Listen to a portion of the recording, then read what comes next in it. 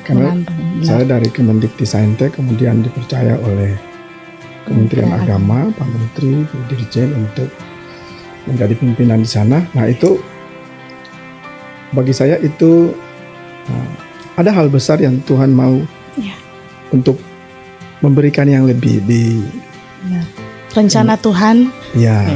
Rencana Tuhan cukup besar, dan berarti Stakpen itu perguruan tinggi itu ada untuk memberikan sebuah dampak kepada masyarakat. Dampak nyata bagi masyarakat. Dampak nyata dari masyarakat.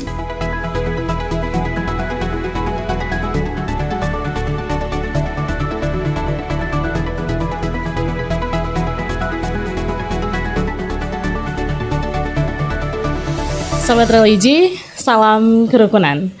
Puji Tuhan, senang sekali hari ini saya Juliet Ayemi dapat kembali menyapa Bapak dan Ibu dalam podcast Matoa, Umat dan Aparat Mengobrolkan Agama. Pada kesempatan kali ini telah hadir bersama saya Profesor Dr. Henry Yenanlohi STMT. Beliau merupakan Ketua Sekolah Tinggi Agama Kristen Protestan Negeri Sentani atau Stakpen Sentani. Selamat pagi Prof. Henry. Selamat pagi.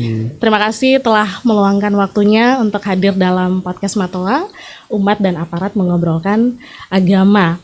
Nah, Prof. Henry, bagaimana kabarnya hari ini, Prof? Baik, sehat. Puji Tuhan, luar biasa ya, Prof. Nah, pada kesempatan kali ini, tema yang akan kita coba obrolkan adalah Stakpen Sentani menuju kampus berdampak, transformasi pendidikan tinggi di era digital. Selaku Ketua Stakpen yang baru ya, Prof, bagaimana Bapak memaknai amanah ini dan apa visi besar yang coba Prof jalankan untuk Stakpen Sentani ke depannya? Pertama-tama saya ucapkan terima kasih diundang. Ini podcast pertama ya? Podcast pertama bersama Kemenak Papua. Bersama Kemenak Papua.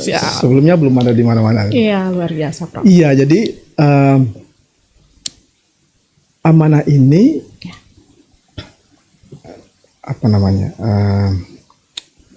hal yang sangat membanggakan, kemudian membanggakan tentu ya. Menantang. Karena saya dari dari Kemendikbudristek kemudian dipercaya oleh Kementerian Agama, Pak Menteri, Bu Dirjen untuk menjadi pimpinan di sana. Nah itu bagi saya itu ada hal besar yang Tuhan mau untuk memberikan yang lebih di rencana Tuhan. Rencana Tuhan cukup besar, dan berarti Stakpen itu perguruan tinggi itu ada untuk memberikan sebuah dampak kepada masyarakat. Dampak nyata bagi masyarakat. Dampak nyata dari masyarakat. Nah, itu amanah itu yang kemudian menjadi tugas saya, kemudian menjadi tantangan. Jadi beda ilmu, beda kementerian, beda ilmu, banyak hal. Jadi saya juga belajar banyak dari situ. Nah, visi saya ke depan Stakpen menjadi kampus yang unggul, kemudian bukan cuma unggul, berkarakter. Karena dasarnya agama di sana, dan kemudian berdampak bagi masyarakat. Karena perguruan tinggi ada untuk melaksanakan tridharma. Jadi pendidikan pengajaran, penelitian, kemudian pengabdian masyarakat. Nah, jadi tugas saya di sana untuk memastikan tiga tridharma itu berjalan dengan baik sehingga Stakpen perguruan tinggi berdampak dengan baik kepada masyarakat. Berkarakter dan pengabdian kepada masyarakatnya juga terasa dengan baik, Prof. Baik, menyambung dari kampus yang berdampak ini, mengapa transformasi menuju kampus yang berdampak menurut Prof itu penting bagi Stakpen Sentani saat ini di tengah tantangan isu global yang saat ini? Nah, isu global yang paling terkenal mungkin digitalisasi, kemudian artificial intelligence. Atau AI. Nah, kampus harus bertransformasi ketika ada perkembangan teknologi yang meningkat begitu cepat, ya AI itu. Ya. Jadi kampus kalau tidak bertransformasi maka pasti dia akan ketinggalan. Tertinggal. Karena teknologi meningkat dengan pesat sekali. Nah, bagaimana itu diintegrasikan ke dalam Tridharma perguruan tinggi? Iya. Nah, itu hal yang sangat menarik dan menantang. Iya.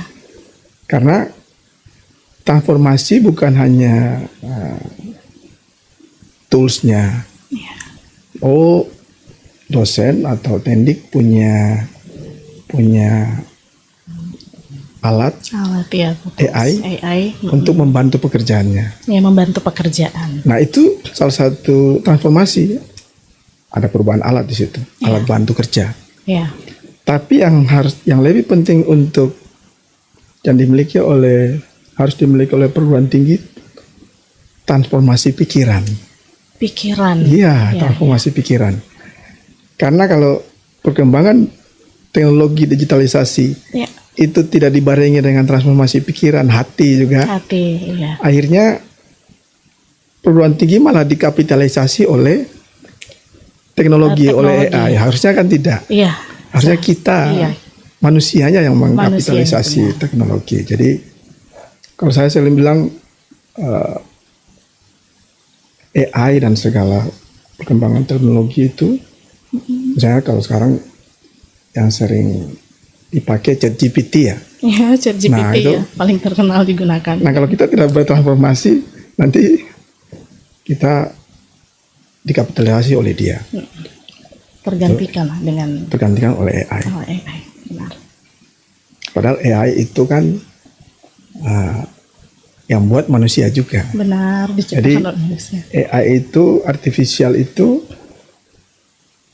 intelligence. Jadi otak buatan. Jangan sampai kalau otak kita tidak ditransformasi, jadi kita malah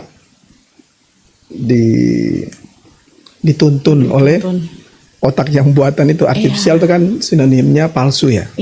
Jadi otak asli kita malah di situ ya. Iya. Jadi transformasinya malah. Iya, kita justru kurang mengasah mungkin ya, Prof, karena merasa terbantu dengan AI tersebut ya, Prof. Baik, transformasi pikiran.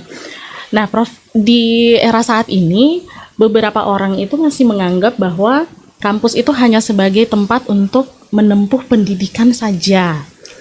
Nah, menurut Bapak, seperti apa perguruan tinggi yang benar-benar mampu memberikan dampak nyata bagi masyarakat? Jadi bukan hanya sebagai tempat untuk menimba ilmu saja. Ya. Nah, perguruan tinggi itu harusnya jangan dilihat terpisah dari rumah kita. Dari rumah, oke. Jadi seolah-olah di dalam rumah besar itu, perguruan tinggi itu, rumah kita ada satu ruang namanya perguruan tinggi. Oke, ya. Atau contoh, misalnya Kemenak ini perguruan tinggi ya, kantor ini. Nah, perguruan tinggi itu tempat di mana si dosen, tendik, dia berkarya dan memperoleh penghasilan. Nah, kemudian dia keluar dari ruangan itu. Dari situ dia pergi ke dapur. Nah, di situ dia bisa memproduksi, menghasilkan makanan. Dari dapur dia ke ruang makan. Dari ruang makan dia ke ruang keluarga, dan seterusnya. Besok pagi, kemudian dia ke ruang tidur. Besok pagi dia masuk ke ruang perguruan tinggi lagi. Nah, kemudian dia berkarya di situ. Kemudian selesai dapat penghasilan dan segala hal, dia keluar, dia ke pasar mungkin, terus dia balik ke rumah, kemudian balik ke dapur. Nah, jadi perguruan tinggi dengan keluarga itu harusnya dia erat hubungannya. Sehingga tidak membuat seseorang yang bekerja, dosen atau tendik di perguruan tinggi. Nah, itu kalau perspektif seperti itu, maka ini ruangan saya akan menjaga perguruan tinggi saya. Nah, dengan kalau keluarga, setiap orang yang berkeluarga kemudian juga bekerja di kampus punya perspektif seperti itu. Nah, kalau banyak keluarga yang juga bekerja di kampus punya perspektif seperti itu, makanya akhirnya terbentuk sebuah komunitas yang perguruan tinggi ini nanti akan saya bekerja di situ, saya pulang, saya akan memberi dampak buat lingkungan saya. Nah, terus apa yang harus dilakukan supaya berdampak? Ya, apa saja? Yang pertama kerukunan. Kerukunan. Dia harus belajar kerukunan karena komunitas yang rukun, saya yakin Tuhan pasti perintahkan berkat ke sana. Apapun komunitasnya. Apapun komunitasnya dalam kerukunan. Ya. Nah tadi kampus apalagi dasarnya agama ada karakter di sana, ada pengajaran tentang Tuhan di sana. Nah, akhirnya kalau kerukunan dan dasarnya Tuhan, kalau dia bekerja di perguruan tinggi dan dasarnya Tuhan, pasti dia akan berkarya menghasilkan karya yang baik. Nah karya yang baik itu otomatis dia akan berdampak kepada masyarakat. Nah perguruan tinggi untuk berdampak di masyarakat, perguruan tinggi ada 2 tipe masyarakat. 2 tipe masyarakat ya. Jadi yang pertama itu komunitas masyarakat ilmiah, yang kedua komunitas masyarakat sosial. Masyarakat keluarga, ilmiah, lingkungan, RT, RW. Nah bagaimana perguruan tinggi memberi dampak kepada komunitas masyarakat ilmiah? Itu juga ada 2. Terbagi lagi. Ada di hulu, ada di hilir. Nah di hulu berarti dia menghasilkan teori baru dan itu dipublikasikan di paper misalnya di jurnal bereputasi baik. Nah akhirnya kan jadi ketika papernya publish, nah itu kan jadi ada konsep ilmiah baru, ada teori baru yang ditulis oleh dosen tertentu pada jurnal yang bereputasi. Nah kemudian terus bagaimana dia berdampak kepada komunitas masyarakat ilmiah? Ada orang lain di belahan dunia lain mungkin sedang berdoa misalnya lagi susun skripsi, tesis atau disertasi kan, sedang berjuang. Ini bagaimana ya kan? Ini kenapa? Terus tiba-tiba kan si dosen papernya publish di jurnal bereputasi baik. Terus tiba-tiba yang lagi berdoa itu kan baca ya. Wah ini ternyata kan betapa tanda kutip yang misalnya yang kita tulis di si penulis ada di Jayapura, terus karena publish di jurnal internasional bereputasi, terus yang baca misalnya di benua lain, nah bukankah dia berdampak kan pada masyarakat ilmiah secara internasional? Dan saya sering bilang kalau buat BIMTEK itu dosen itu ilmuwan. Kenapa? Karena dia menghasilkan teori baru. Nah kapan teori baru itu berdampak? Harus tulis dan berusaha publikasikan di jurnal internasional bereputasi. Nah bukankah yang benua lain dia akan ada Tuhan terima kasih ya kan? Jadi tanpa sadar kita beramal ya. Jadi salah satu berdampak besar kepada masyarakat ilmiah yaitu saya sering bilang itu amal akademik. Amal akademik ya. Dan itu Tuhan terima kasih misalnya yang baca ya. Akhirnya ketemu ya, semoga si penulisnya sehat-sehat. Jadi dia ada tidur di Jayapura tapi didoakan amalnya, dari tempat lain. Amalnya jalan dan itu. Benar. Saya bilang itu amal akademik. Nah itu masyarakat ilmiah. Kalau masyarakat sosial, nah kemudian ketika teori tersebut telah terklarifikasi, konsep ilmiah tersebut telah dipublish di jurnal internasional bereputasi baik, berarti kan teorinya diakui nih oleh komunitas. Nah sehingga si dosen dia akan percaya diri untuk menerapkannya ke masyarakat karena sudah tervalidasi. Nah, kadang-kadang kan bisa terbalik nih, dia riset belum divalidasi oleh komunitas ilmiah bahwa teori ini betul nih bisa dipakai nih, tapi kita sudah pakai di masyarakat. Nah padahal masyarakat kan masyarakat awam misalnya tidak bisa atau belum bisa memvalidasi ini yang dibawa ini betul atau tidak, secara ilmiah, saintifik sudah teruji atau belum. Nah, jadi harus begitu. Nah itu kalau berdampak di hulu. Nah kalau di hilirnya ya kayak kalau dia mungkin lewat KKN. PPL, PKL, atau magang. Ada magang. Jadi teorinya dirasakan Langsung ke masyarakat. langsung ke masyarakat. Baik, berarti kurang lebih iman kepada Tuhan ini menjadi dasar utama Ya. untuk dapat berdampak langsung ya, baik teori maupun prakteknya, Prof. Betul. Baik. Itu harus itu. Siap. Kita berbicara terkait penguatan mutu pendidikan ya, Prof. Nah, menurut Prof, apa saja prioritas utama Stak PN Sentani dalam 5 tahun ke depan untuk meningkatkan mutu pendidikan, khususnya pendidikan agama Kristen Protestan? Iya, jadi dalam 5 tahun ke depan, moto Stak PN Sentani itu rukun berkarya berdampak. Rukun berkarya berdampak. Ya. Siap. Nah, karena di kampus itu tempat menghasilkan ilmu pengetahuan, menguji banyak hal, karakter. Ya.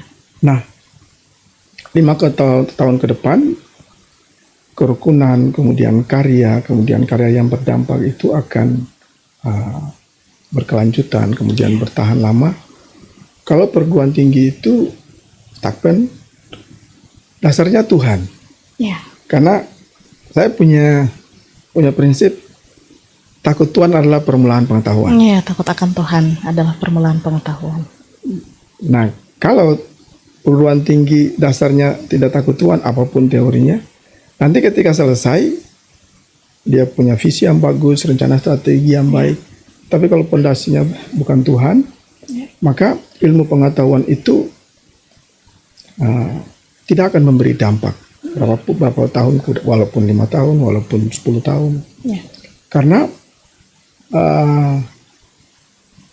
dalam 5 tahun ke depan, Stakpen kemudian ataupun perguruan tinggi yang lain, jika pondasinya Tuhan, maka ilmu pengetahuan yang dihasilkan oleh mahasiswa ketika dia di wisuda nanti, nah itu kalau dasarnya Tuhan, maka dia bukan hanya berijazah. Setiap lulusan Stakpen, dosen juga begitu. Ya. Kenapa? Karena kalau dia berijazah saja, tidak takut Tuhan, dia tidak berilmu. Oh, ya. Kenapa? Karena di dalam perguruan tinggi tidak mungkin diajarkan tentang, misalnya kalau simpelnya, saya dosen, saya ngajar 1 tambah 1, 2 misalnya. Ya. Itu jujur, konsisten. Konsistennya. Tidak mungkin kemudian saya di masyarakat saya bilang saya berbohong kemudian melakukan hal yang tidak baik. Terus saya balik ke kampus saya ngajar lagi 1 tambah 1, 2. Itu kan tidak boleh itu. Iya. Nah, pondasi 5 tahun ke depan supaya bisa berdampak, kerukunan itu harus dia bawa belajar di kampus. Ya. Nah, terus kenapa saya bilang seorang yang berijazah itu belum tentu berilmu? Ya. Karena di harapan saya 5 tahun ke depan banyak lulusan perguruan tinggi, kemudian termasuk Stakpen. Kalau dia berilmu, bukan cuma berijazah, Ya. maka ketika di dunia kerja nanti ada tawaran korupsi, jika ilmu yang dia dapat dasarnya Tuhan, Ya. bukan ijazah, dia lah, oh ini tidak benar ini. Itulah ilmu, dia bisa membedakan yang baik dan benar. Dari ilmu itu muncul integritas yang kuat. Integritas yang kuat, Iya. betul. Nah, Prof, tadi kita bicara mungkin sedikit umum. Nah, kalau kita tarik lebih spesifik lagi, apa keunikan dari pendidikan tinggi Kristen dalam pendidikan tinggi Kristen, maksud saya di Stak PN Sentani, dalam membentuk sumber daya manusia khususnya bagi generasi muda Papua? Ya. Ya, menurut saya bukan hanya Stakpen ya. Jadi semua perguruan tinggi agama dia punya dasar yang sangat baik. Ya. Bukan hanya mengajarkan tentang ilmu pengetahuan, tapi dia mengajarkan tentang Tuhan di sana, Ya. karakter di sana, tentang integritas di sana. Nah, itu yang saya lihat membedakan perguruan tinggi yang reguler, maksudnya yang Ya. dengan perguruan tinggi keagamaan. Ya. Jadi nah itu akan sangat menolong lulusan Stakpen, lulusan perguruan tinggi agama yang lain. Jadi dia itu bukan hanya bawa ilmu, tanda kutip bukan hanya bawa ijazah tadi. Bukan hanya bawa ijazah. Jadi ya. ketika itu Saya ulangi, jadi tawaran korupsi, kemudian tawaran apa lagi ya, sogok, Ya, disuap menyuap, menyalahgunakan jabatan. Kalau saya malah, misalnya perjalanan dinas yang tidak ada manfaatnya kan, ya kan? Ya ada banyak hal. Nah, karena selama dia di kampus mahasiswa, yaitu ilmu pengetahuan dibarengi dengan teologi, ilmu tentang agama, ilmu tentang Tuhan. Nah itu jadi dasar yang cukup baik, dan itu sangat membedakan perguruan tinggi agama Stakpen dengan perguruan tinggi yang termasuk perguruan tinggi agama yang lain dengan perguruan tinggi yang saintik, STEM misalnya, sains, teknologi, engineering, matematik. Makanya kalau kita lihat ada orang kalau sudah belajar, ada ahli-ahli fisika teori misalnya, ujung-ujungnya ateis kan. Nah jadi ada itu salah satu contoh yang cukup radikal apa yang membedakan perguruan tinggi keagamaan dengan karena tinggi yang lain. Pemahaman teologis yang mungkin kurang ya. Baik, berarti Stakpen Sentani dalam membekali mahasiswa ataupun lulusannya lebih berlandasan kepada teologi, Bapak ya. Baik. Papua dikenal sebagai daerah yang kaya akan keberagaman budaya, agama. Nah, bagaimana Stakpen Sentani berkontribusi dalam menjaga kerukunan dan memperkuat nilai-nilai toleransi, Bapak? Ya, saya sering bilang ke mahasiswa, wisudawan lah, wisudawati, Anda itu misionari alami. Misionari alami. Ya, jadi utusan Tuhan yang sangat natural sekali. Kenapa natural? Seorang mahasiswa perguruan tinggi keagamaan, Stakpen termasuk, dia kuliah, selesai, pasti dia diutus. Secara natural Tuhan akan utus dia kemanapun dia, apa dia kembali ke komunitasnya atau dia balik keluar dari, misalnya kalau ini Jayapura, dia di Jayapura atau di luar Jayapura atau keluar Papua, dia pasti akan pergi. Diutus. Secara alami. Nah, saya sering bilang, kalau pergi, bawa 5I. 5I. Ya. Jadi I yang pertama itu ilmu. Ilmu, ya. I yang kedua itu integritas. Integritas. Kemudian iman. Iman kepada Tuhan. Kemudian I yang keempat, inisiatif untuk makan sehat dan berolahraga. Inisiatif. Nah, I yang kelima istirahat. I yang kelima istirahat. Kalau semua dosen, tendik, wisudawan, wisudawati, mahasiswa punya 5I itu, maka dia akan memberikan vitamin yang sangat baik, sangat sehat, di mana dia akan berada, di mana Tuhan utus dia. Diutus atau ditempatkan, ya. Jadi itu 5I itu pergi dan sebaiknya itu dipegang dengan baik. Karena kalau kita berilmu, kita jujur, misalnya kita berintegritas, kalau kita makan tidak sehat, benar, menerapkan pola hidup sehat ya, inisiatif untuk hidup sehat. Terus kemudian jangan lupa istirahat ya. Kalau kita tidak istirahat, semua ilmu dan kebaikan yang kita punya, karakter yang baik, dasar-dasar yang sudah diajarkan selama di perguruan tinggi, dasar-dasar ilmu pengetahuan, dibarengi dengan pengetahuan akan Tuhan, takut akan Tuhan, itu tidak ada manfaatnya karena kita tidak sehat. Akhirnya tidak bisa menjadi berkat bagi orang lain. Benar. Kalau tubuh kita tidak sehat, bagaimana kita mau berdampak atau menjadi berkat bagi orang lain, Bapak ya? Benar. Nah, Prof, dalam bidang penelitian dan pengabdian kepada masyarakat, program-program seperti apa yang menjadi fokus dari Stakpen Sentani agar hasilnya benar-benar dirasakan masyarakat, khususnya masyarakat yang ada di tanah Papua? Ya, nah jadi salah satu kurikulum atau yang barusan tadi, nah di sini kan saya lihat tidak ada botol plastik kan? Nah, ekoteologi. Paper saya dalam 2 bulan ini dari April sampai Juni Itu dia publish di jurnal internasional berputasi Q1 itu. Nah itu bicara tentang bagaimana memanfaatkan limbah Oh ya. limbah sagu, kemudian bagaimana pelestarian hutan Papua. Iya. Nah itu dari hasil penelitian itu kemudian kita sosialisasikan ke masyarakat. Ke masyarakat ya.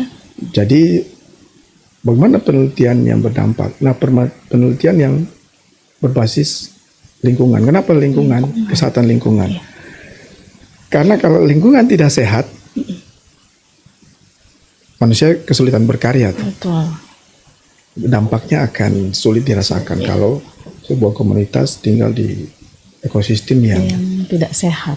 Iya. Nah ekosistem yang tidak sehat, ekotologi berarti ekosistem dan teologi. Jadi Iya. berarti ekosistem tersebut bisa jadi tidak bertuhan, kan? Iya.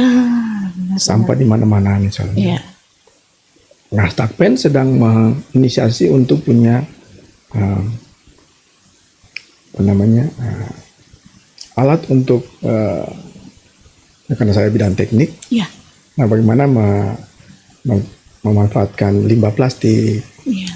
Kemudian kami sedang merencanakan sebuah alat di mana semua sampah apapun itu, organik maupun anorganik, nah itu akan dipanaskan di situ dan tanpa asap. Oh. Tanpa asap, jadi tidak berbau. Kemudian hasil pemanasan tersebut dipakai untuk menjeburkan tanaman. Oh, jadi dari limbah plastik Limbah apapun tadi. plastik, apapun organik, anorganik, sayur-sayuran atau apapun kertas. Oh ya, jadi bukan hanya limbah plastik, Ya. Prof ya. Coba didesain dan sementara dalam proses pengembangan ya Betul, alatnya untuk betul. digunakan. Bisa berdampak bagi masyarakat tanpa mengganggu lingkungan juga ya. Karena Ya. tadi Prof sampaikan tidak berasap, tidak menimbulkan bau juga ya. Baik. Dan jadi mau katakan bahwa Stakpen salah satu perguruan tinggi yang tidak akan berkontribusi terhadap penambahan sampah di kota dan kabupaten Jayapura. Kalau bisa justru untuk reduce, mengurangi produksi sampah, dokternya. Iya. Baik, Stakpen Sentani berarti fokusnya lebih kepada penelitian lingkungan berbasis pada teologi, ya. Kita melihat lingkungan yang sehat itu mencerminkan bahwa manusianya berakhlak atau memiliki iman yang kuat kepada Tuhan, ya, Betul sehingga dapat sekali. menjaga lingkungannya. Ya. Kurang lebih begitu, Prof. Baik. Nah, menurut Prof, seberapa penting kolaborasi dengan pemerintah, gereja, pelaku usaha dan masyarakat dalam mewujudkan Stakpen Sentani sebagai kampus yang berdampak? Ya, sebaiknya berkolaborasi. Iya. Karena kampus, seperti tadi saya katakan bahwa kampus itu kayak satu ruangan dari sebuah rumah kita. Ya, jadi sebaiknya berkolaborasi. Kenapa? Karena hasil penelitian misalnya teori-teori ilmu-ilmu yang dikembangkan, diajari di perguruan tinggi. Iya. Nah, ketika mahasiswa dosen dia keluar, dia bukan pengambil kebijakan. Iya. Dia pembawa teori, dia pembawa kompetensi, Ya. ilmu pengetahuan. Nah, pengambil kebijakannya pemerintah, Ya. kemudian DPR. Nah, jadi akademisi, pemerintah, masyarakat. Nah, kalau tiga itu berkolaborasi dengan baik, ada kerukunan di sana. Ya, ada kerukunan. Nah, yang tadi rukun, berkarya, berdampak. Nah, kalau tiga pilar ini terintegrasi dengan baik, segitiga itu, Iya. pemerintah, akademisi, masyarakat, maka karya yang dihasilkan akan sangat berdampak kepada masyarakat. Iya. Nah, kadang-kadang kan kalau perguruan tingginya jalan sendiri, pemerintahnya jalan sendiri, Iya. masyarakatnya apalagi kan. Iya. Nah, ada hal yang mungkin harus ditingkatkan tentang bagaimana agar hasil-hasil penelitian di perguruan tinggi itu berdampak atau dipakai oleh pemerintah, kemudian berdampak kepada masyarakat. Nah, yang pertama itu, karena saya lihat penelitian di Indonesia, Ya. itu dia seperti procurement, pengadaan alat dan barang. Ya. Akhirnya outputnya apa? Laporan pertanggungjawaban dan kwitansi. Ya. Padahal, nah apalagi kalau perguruan tinggi negeri ya, karena nanti kan akan diperiksa oleh Itjen BPK kan. Benar. Jadi laporannya malah laporan pertanggungjawaban, kemudian dikasih ada kwitansinya. Padahal harusnya laporannya itu tadi yang di hulu, paling tidak ada teori baru. Betul. Teori baru yang bagus, yang bereputasi, yang tervalidasi. Ya. Nah, sehingga bisa diterapkan di Masyarakat. masyarakat. Nah, kadang-kadang kepercayaan juga penting. Ya. Kepercayaan. Ya. Jadi ada banyak hal yang baik yang diciptakan oleh perguruan tinggi di Jayapura misalnya. Nah itu kalau tidak ada kolaborasi, tidak ada kepercayaan, ya sudah. Nanti apapun atau seberapa banyak teori atau hal baik yang dihasilkan oleh perguruan tinggi keagamaan maupun yang lain, nah itu pemerintah tidak. Jadi karena masing-masing jalan sendiri. Ya. Makanya Perlunya sinergitas tadi sinergi, dari kolaborasi. segitiga kolaborasi yang tadi disampaikan oleh Prof itu ya, agar dapat menciptakan lingkungan, tetapi juga kalau kita berbicara terkait dampak nyata kepada masyarakat, ya memang harus ada sinergitas tadi itu, Prof ya, antara perguruan tinggi, pemerintah dan juga masyarakat. Ya. Segitiga emas. Segitiga emas ya. Iya, Kita iya. sebut segitiga emas. Iya. Nah, menurut Prof, masyarakat juga mereka mendengar adanya rencana Stak PN ke depannya ya. Bisa Prof ceritakan sedikit terkait rencana Stak PN ke depannya untuk menjadi institut. Oh iya, itu salah satu goal juga ya. Ya, goals Goal ya. juga. Nah kalau Stakpen menjadi institut, maka kapasitasnya menjadi lebih besar. Lebih besar ya. Nah, jika nanti Stakpen menjadi institut, maka kalau kita lihat program pemerintah, ada sebaiknya punya program studi jurusan yang STEM dan non-STEM. Oh, ya. Nah, jika Tuhan mengizinkan Stakpen menjadi institut nanti, maka itu salah satu fakultas yang akan dibuka, dikembangkan, Sains, Teknologi, Engineering, dan Matematik.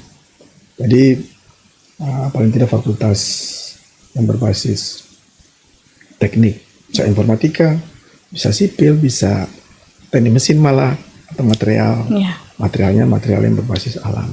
Oh ya. Nah, ya kita oleh karena itu kami terus berbenah diri dan dukungan Kementerian Agama, Direktorat Jenderal Bimas Kristen, dan masyarakat, pemerintah itu akan menjadi teman kolaborasi, kemudian menjadi partner, menjadi dukungan yang sangat baik untuk Stakpen akan menjadi institut. Tapi terlepas dari itu, Ya. akar dari keberadaan Stakpen adalah dia harus berdampak. Berdampak dulu. Ya, jadi saya yakin suatu saat Stakpen akan jadi institut. Ya. Akan tetapi seperti misalnya orang tua ingin memberikan sesuatu buat anaknya, kepercayaan. Dia harus melihat, oh anak ini sudah mulai bertumbuh nih. Oh anak ini sudah bisa dipercaya nih. Oh saya akan kasih dia sesuatu yang lebih besar. Saya akan memberikan kepada dia tanggung jawab yang lebih lagi. Nah, kami berbenah diri, kemudian yaitu tadi rukun, berkarya, berdampak. Nah, supaya jika kapasitas kami untuk menerima sesuatu itu sudah semakin besar, maka dengan sendirinya dia akan datang. Nah, Prof, tadi kita sudah mengobrol cukup jauh tentang rencana ke depan, kemudian apa saja yang dijalankan di Stuck PN Sentani. Nah, saya ingin membahas sedikit tentang tantangan. Nah, kalau tadi kita sudah bicara terkait apa saja yang ingin dilakukan ke depannya, bagaimana Bapak memimpin Stuck PN Sentani untuk menghadapi tantangan di tengah masyarakat, tantangan perguruan tinggi keagamaan, dan bagaimana strategi untuk menghadapi tantangan tersebut. Ya, tantangan terbesar perguruan tinggi di masyarakat itu yang pertama perkembangan teknologi ya. Itu tantangan yang sangat besar karena perguruan tinggi sekarang dibantu oleh perkembangan teknologi. Nah, tantangan terbesar adalah integritas. Karena yaitu kemampuan menulis AI misalnya, itu sangat hebat sekali. Luar biasa, ya. Sangat luar biasa sekali. Jadi dia bisa menyusun sebuah tulisan dengan tata bahasa yang baik, logis, akademik. Iya. Bahkan saintifik. Nah, tantangan terbesarnya dosen perguruan tinggi, tendik, apapun termasuk Stuck PN. Nah, dia harus punya integritas yang tinggi bahwa perkembangan teknologi ini atau AI itu misalnya, itu hanya tools atau alat. Ya, alat. Makanya kita sering mengatakannya tools generative AI. Ya. Nah, tools itu dipakai oleh manusia, dosen terutama kan. Ya. Nah, saya sering bilang begini, atau analoginya misalnya kalau tool misalnya palu lah. Ya. Palu itu dia di tangan seorang anak kecil dengan di tangan seorang tukang yang berpengalaman, profesional, itu hasilnya beda sekali. Iya, yang dihasilkan dari palu tersebut berbeda. Tentu. Jadi tinggal perguruan tinggi dia ada di mana. Apakah dia akan menggunakan teknologi seperti anak kecil, atau dia berperan, perguruan tinggi adalah pengguna teknologi seperti tukang yang profesional dan berpengalaman. Ya. Nah, apa artinya? Perguruan tinggi harus meningkatkan kompetensi, kualitas, integritas. Ya. Nah, itu jadi tantangan terbesar di era digitalisasi, perkembangan teknologi saat ini. Nah, karena kalau itu tidak, di sana ada plagiasi. Ya. Nah, dan kalau plagiasi kemudian ketahuan, waduh, sanksi itu hukumnya. integritas dosen perguruan tinggi sangat jatuh ya. Jatuh. Nah, tantangan yang kedua, bagaimana dia berdampak di masyarakat. Karena jangan sampai perguruan tinggi itu, Stuck PN juga termasuk, dia hanya tempat cari uang. Ya. Jadi pimpinan perguruan tinggi mendapat banyak mahasiswa, nah, otomatis dapat banyak uang kan. Ya. Nah, tapi kalau goalnya adalah bagaimana memberdayakan SDM Papua, bagaimana memberdayakan, menghasilkan ilmu pengetahuan yang mencerahkan, yang memberikan solusi di masyarakat, nah itu akan sangat baik. Jadi tantangan terbesar ya balik ke integritas perguruan tinggi, bagaimana dia ada untuk tupoksi awalnya itu pelaksanaan Tridharma. Nah, Tridharma itu jadi pendidikan, pengajaran, penelitian, pengabdian masyarakat. Nah, kenapa Tridharma? Nah, kadang-kadang ini yang mungkin tahu atau lupa atau tidak tahu kan. Jadi Tridharma, Dharma itu kan dari bahasa Sanskerta artinya tugas yang suci, panggilan moral. Nah, jadi kalau semua perguruan tinggi apapun, keagamaan atau bukan, kalau dia sadar bahwa perguruan tinggi itu ada untuk melaksanakan tridharma. Jadi 3 dharma itu dilaksanakan dengan penuh moral yang tinggi, iya. bahwa panggilan moral, integritas yang tinggi, bahwa itu tugas yang suci. Iya. Wah, itu sudah berikan solusi yang cukup baik, cukup besar buat tantangan apapun di masyarakat nanti. Kalau makanya tadi kalau dasar ilmu pengetahuan takut Tuhan, maka korupsi, manipulasi, apapun lewat. Nah, karena kalau lihat semua yang ada di luar perguruan tinggi yang melakukan korupsi misalnya, itu hasil dari perguruan tinggi kan. Benar. Para alumni maksudnya. Iya. Ya itu. Jadi itu tantangan terbesar kita, integritas. Integritas itu akan menolong kita. Integritas itu jujur, disiplin, konsisten, kemudian tidak jadi penjilat atau apalagi bermuka dua. Nah itu sangat merusak. Nah, kalau perguruan tinggi dasarnya tridharma itu tidak benar-benar dijiwai, wah itu akan sangat merusak. Nah kalau itu jadi fondasi yang cukup kuat, dharma itu panggilan moral, tugas yang suci, maka alumninya akan berkarya dan berdampak positif dimanapun instansinya, apapun komunitasnya, birokrat, politisi, legislasi, apapun lah.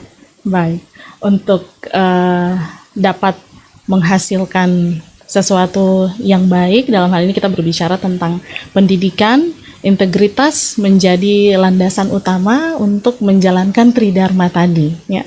Betul. Dengan memiliki akhlak yang baik, bertakwa kepada Tuhan, sehingga tridharma ini dapat terjalan dengan baik. Betul sekali. Baik. Profesor, yang terakhir saya ingin minta pesan dari Bapak kepada generasi muda Papua yang ingin melanjutkan pendidikannya di STAK-PN Sentani. Oh iya, kebetulan sekarang kami lagi penerimaan mahasiswa baru ya. Iya. Dan generasi Papua dimanapun Anda berada, jika ingin melanjutkan keperluan tinggi yang basisnya agama, terutama yang beragama Kristen, nah jangan ragu untuk masuk ke STAK-PN. Jangan ragu ya. Karena Anda akan dibekali dengan ilmu pengetahuan yang berkualitas. Anda bukan cuma berkualitas tapi berkarakter. Ya. Dan Anda akan dipersiapkan, dibentuk sehingga saat lulus nanti Anda akan menciptakan kerukunan di tanah Papua, dan kemudian Anda akan berkarya di tanah Papua, dan Anda akan memberikan dampak yang positif buat tanah Papua. Dan